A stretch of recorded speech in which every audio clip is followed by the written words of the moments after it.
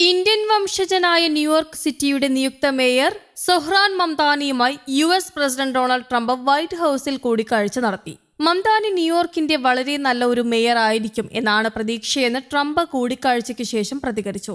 Mamdani mayor ആയിരിക്കുമ്പോൾ ന്യൂയോർക്കിൽ താമസിക്കാൻ സന്തോഷമാണെന്നും ട്രംപ് വ്യക്തമാക്കി. ന്യൂയോർക്ക് നഗരം നേരിടുന്ന പ്രശ്നങ്ങളിൽ ട്രംപുമായി സഹകരിക്കുമെന്ന് മംദാനിയും പ്രതികരിച്ചു. മംദാനിക്ക് വലിയ പ്രശംസയാണ് ട്രംപിന്റെ ഭാഗത്തു നിന്നും ലഭിച്ചത്. അരമണിക്കൂറിലധികം സമയം ട്രംപും മംദാനിയും കൂടിക്കാഴ്ച നടത്തി. മംദാനിയുടെ പ്രവർത്തനങ്ങൾ സംബന്ധിച്ചുള്ള തന്റെ ധാരണകളെ ഈ കൂടിക്കാഴ്ച മാറ്റിമറിച്ചുവെന്നും ട്രംപ് വ്യക്തമാക്കി.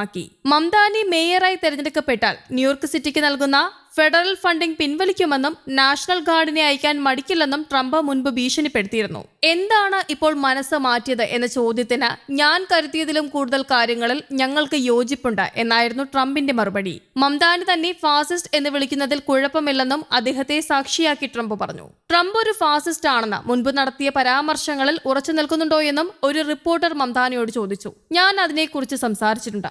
മംദാനി പറഞ്ഞു തുടങ്ങുന്നതിനിടയിൽ തന്നെ ട്രംപ് പെട്ടെന്ന് ഇടപെട്ടു. അത് കുഴപ്പമില്ല, നിങ്ങൾക്ക് അതേ എന്ന് മറുപടി പറഞ്ഞോളൂ. മംദാനിയുടെ കയ്യിൽ തട്ടിയ ട്രംപ് പുഞ്ചിരിച്ചുകൊണ്ടാണ് പറഞ്ഞത്. തങ്ങൾക്കിടയിൽ ഫലപ്രദമായ ഒരു കൂടിക്കാഴ്ചയാണ് നടന്നതെന്നും ന്യൂയോർക്ക് സിറ്റിയിലെ ജീവിത ചെലവ് സംബന്ധിച്ച പ്രശ്നങ്ങൾ പരിഹരിക്കാൻ ഒരുമിച്ച് പ്രവർത്തിക്കുമെന്നും ഇരുവരും ഊന്നി പറയുകയും ചെയ്തു.